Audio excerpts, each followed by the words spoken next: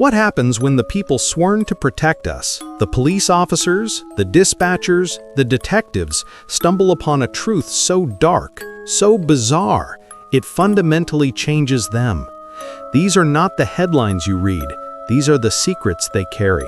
You've heard the kind of calls that start normal and end in tragedy. Today, we dive into the cases that defy logic, the times a welfare check became a psychological torture chamber, or a search and rescue mission revealed the hero was the killer. These are the cold, hard, and utterly unbelievable stories from law enforcement. You are watching Mysterious Files. Get ready to hear 6 accounts that prove the worst monsters often wear the most convincing masks. And if these dark narratives hook you, don't forget to hit that like button and subscribe to Mysterious Files for more deep dives into the unknown. Let's get started.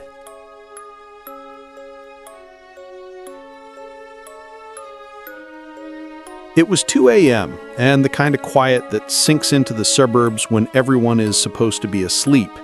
The kind of call we usually write up as unfounded, a simple noise complaint. My partner and I roll up to the address, and the house is perfectly maintained. Fresh paint, manicured lawn. The only thing out of place, a low, rhythmic humming, like a lullaby, coming from the back of the house. A man answers the door. He's overly calm, almost unnervingly polite. He claims he was just soothing his wife with a song and invites us to look around. But when we try to step into the kitchen, he suddenly shifts, using his body to block the doorway, his eyes darting to a spot behind him. I insist on checking the kitchen. When he finally backs up, I see why. There's a pantry door, but it's not secured with a flimsy cabinet latch. It's got a heavy freezer-style padlock, the kind you use to secure a shed, clamped shut. And that's when the humming stops. The silence in that kitchen was immediate and total. I ask him, slow and clear, what is in the pantry? His composure completely fractures. He starts shaking, his face turning pale as he blurts out, "It's the lullaby room. She won't stop crying." My partner and I don't wait for a warrant. We hit that door hard, kicking it open. What we found wasn't a baby crying. It was the man's wife, gagged and tied to a chair. She wasn't screaming or struggling, she was weeping silently, her eyes fixed on something beside her. Beside her chair was a baby's rocking cradle. It was empty. It took us a while to piece it together. The man hadn't been soothing his wife. He was using that low, rhythmic humming to drown out her faint, muffled cries. He had sent their infant to a relative's house, not to protect the child, but to ensure his wife had nothing left to live for before he made her disappear completely. He wasn't trying to quiet a baby. He was creating a terrifying, isolated soundscape for her final moments.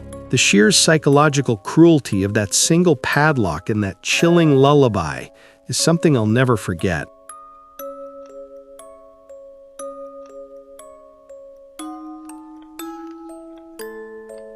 On my beat, we had the usual suspects, and then we had Mrs. Eleanor Vance.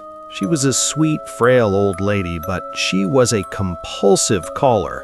"There's a man in the garage. A teenager is sleeping in the linen closet." She was always convinced she was being watched.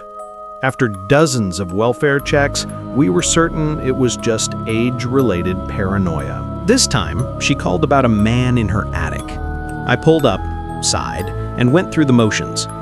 I checked the closets, under the beds, even the dark laundry room. Everything was clear. I stood in her hallway and looked up at the attic access panel. It was a perfectly sealed square in the ceiling. I told her, "Mrs. Vance, ma'am, the house is cleared, nobody is here." She just started shaking, whispering, "He's here. He's always here." I closed the front door behind me, but as I walked down the porch steps, I felt it. A sudden, powerful gust of cold air, like a refrigerator door had just been ripped open nearby. It didn't make sense. The house was sealed tight. I ran back inside. I looked up at the ceiling and then down at the old oak chest beneath the panel. Mrs. Vance always kept a heavy porcelain figurine on that chest, a small, detailed little boy. She called it her sentinel. But now the chest was bare. The doll was gone. My stomach dropped. I climbed up and ripped the lock off the attic panel. I shined my light up into the black space. Nothing. Just dusty rafters and thick insulation. It was empty. I felt a wave of relief wash over me, ready to finally confirm the old lady was mistaken, until I dropped my gaze to the wood panel I had just removed. The underside, the side that faces the attic, was utterly covered in hundreds of frenzied, deep scratch marks. They weren't old, they were fresh, and they all radiated outward, frantic marks focused entirely on the locking mechanism. Someone hadn't been trying to break into the attic. They had been repeatedly trying to smash their way out. We later found a makeshift sleeping bag, a few empty water bottles, and a pile of old comic books hidden deep under the insulation. We realized the horrifying truth. Mrs. Vance's visitor wasn't coming and going. He lived there. He was an unseen tenant, only emerging when the house was quiet. The scariest thing, when we analyzed the scratches, forensics determined they weren't made by a sharp tool. They were made by a dull, rough object, something like a heavy ceramic figurine. He was locking himself in, and she was right all along. But that doll, her sentinel, it wasn't protecting her. It was his tool.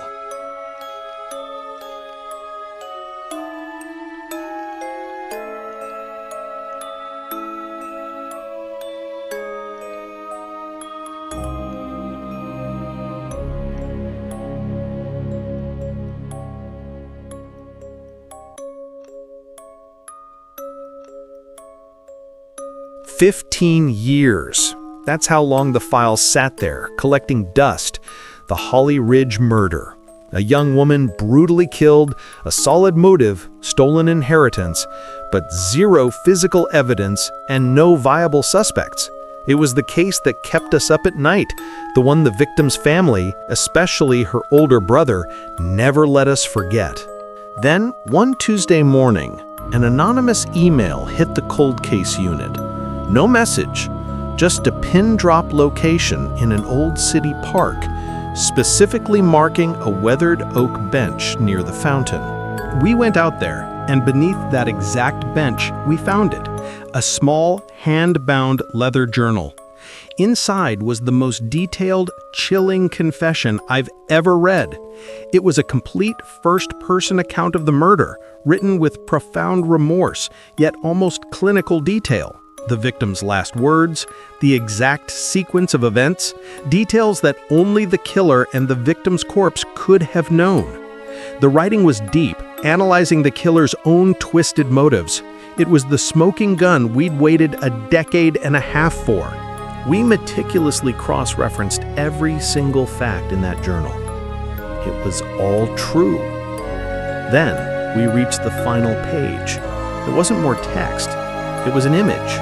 A simple, modern-day selfie taken in the last few weeks. The killer looking directly into the camera, giving a faint, quiet, knowing smile. I froze. I knew that face. Everyone in the department knew that face. It was Mr. William Vance, the victim's elderly brother. He had been the most visible, vocal advocate for justice for 15 years, the one organizing the vigils, the one weeping at press conferences, the one sending us yearly letters demanding answers. He confessed immediately after we showed him the journal. He admitted he wrote it, buried it, and sent the email because the grief of his own making had finally become unbearable. But it was the smile in that photo that broke me. He wasn't smiling out of arrogance, he was smiling out of a chilling, self-imposed psychological victory. He was a killer who had spent 15 years performing his grief, inserting himself into the investigation, tormenting himself slowly. And that confession, It wasn't about giving up. It was the final twisted act of his own personal performance art.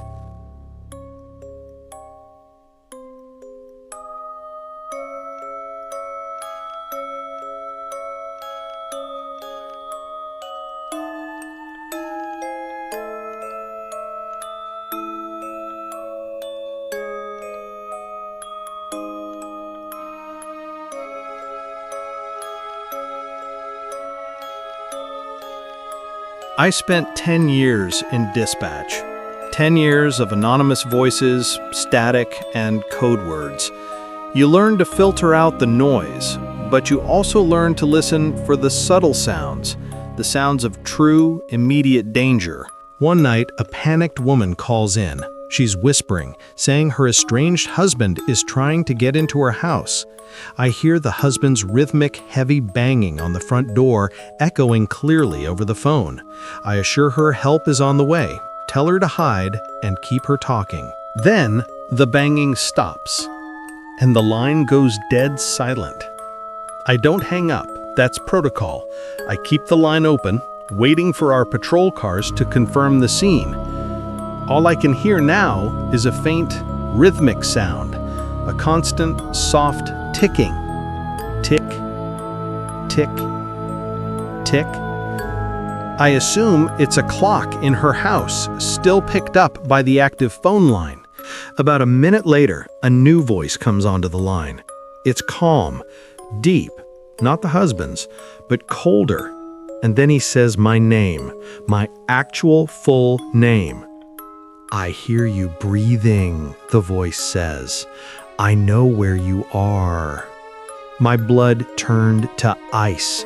Before I could even respond, the voice started describing my environment. You have a blue coffee mug on your right. There's a pen with a bite mark on the end of it near the keyboard. And there's a photograph of a little girl, your daughter, right next to your monitor. I looked at my desk. Every detail was perfect. The ticking sound I was hearing, it wasn't a clock in a remote house. It was the grandfather clock in the break room, clearly audible in my headset because he hadn't just hijacked the woman's phone line. He had compromised my own switchboard and activated my desk microphone. It was later determined the husband had taken the woman's phone and, using a known security flaw, immediately connected to the network after the initial panic call. He wasn't just threatening his wife, he was listening to the operator who was trying to save her, turning the 911 line into a personalized, real-time threat. I had to be relocated immediately. To this day, the sound of an old clock is enough to trigger a panic attack, because for a few horrifying minutes, that killer had complete, total access to me, right through the silent heart of the emergency system.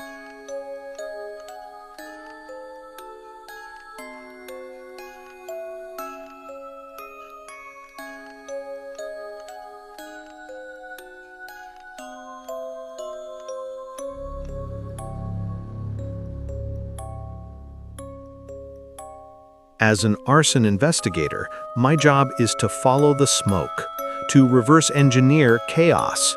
You see destruction, I see patterns. Rage, insurance fraud, accidental neglect. But the fire at the old Blackwood church was different. It was an inferno that took the fire department 3 hours to contain. Yet when I entered the remains, it wasn't the smell of smoke that hit me. It was a strange, metallic, almost sweet scent that shouldn't have been there. The fire chief was convinced it was the work of some teenage vandals, but when I examined the debris, the burn pattern was too precise. The fire had been initiated in 4 symmetrical locations, spreading in an unusual, controlled helix shape. Someone hadn't just poured gasoline and thrown a match. This was meticulous. We determined the accelerant was a complex homemade mixture, a cocktail of obscure chemicals and cooking oil. It was designed to burn slow, hot, and with that strange metallic perfume. As I sifted through the nave, the central area of the church, I found the epicenter of the bizarre fire. It was a section of the stone floor, perfectly clean and untouched by the flames. And lying there, gleaming faintly in the dusty light, was a single large mosaic. It was a beautiful, disturbing piece of art. It depicted a weeping angel, and it was constructed entirely from thousands of charred, burned matchsticks. That's when the horrifying realization hit me. The perp hadn't intended to destroy the church. The fire, the precise symmetry, the strange smell, it was all designed to be temporary. A dramatic framing device to cure the wood and leave his perverse masterpiece intact in the center. He didn't commit vandalism. He staged a performance piece. We tracked the unique chemical signature back to a gifted art school dropout. He was caught trying to document the ruins for his portfolio. He wasn't motivated by profit or hatred, but by a cold, self-serving artistic vision. He saw the church as his canvas and the fire as his paintbrush. It's a sickness I can't forget, knowing that the worst act of destruction I'd ever investigated was conceived not as a crime, but as a chilling act of creation.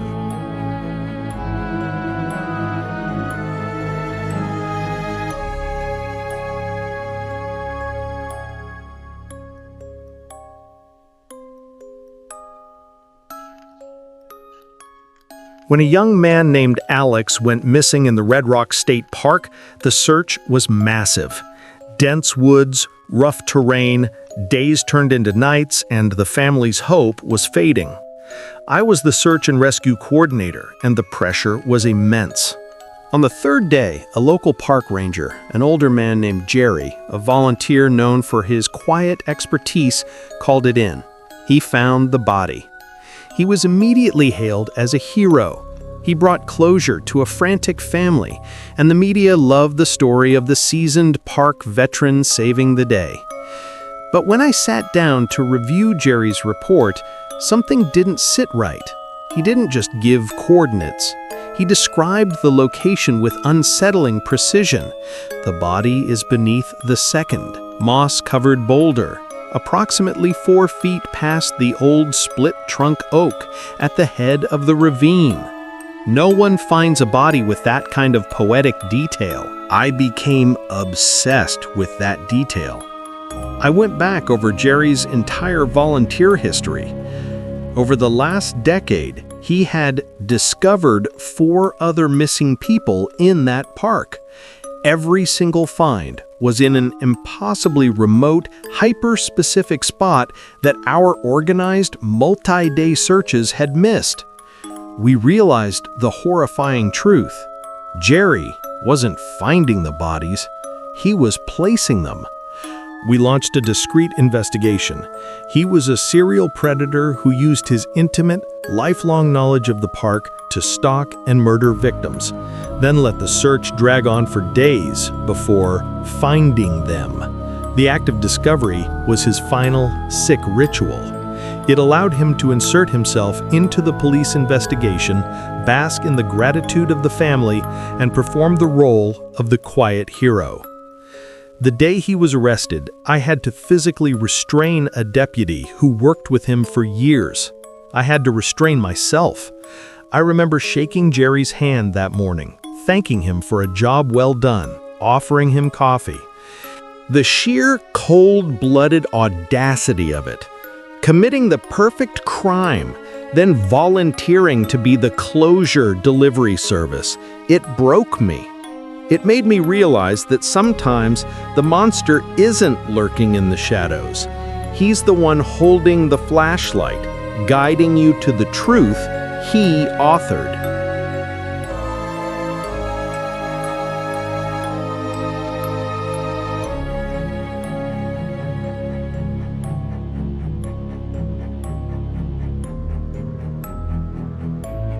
Six accounts.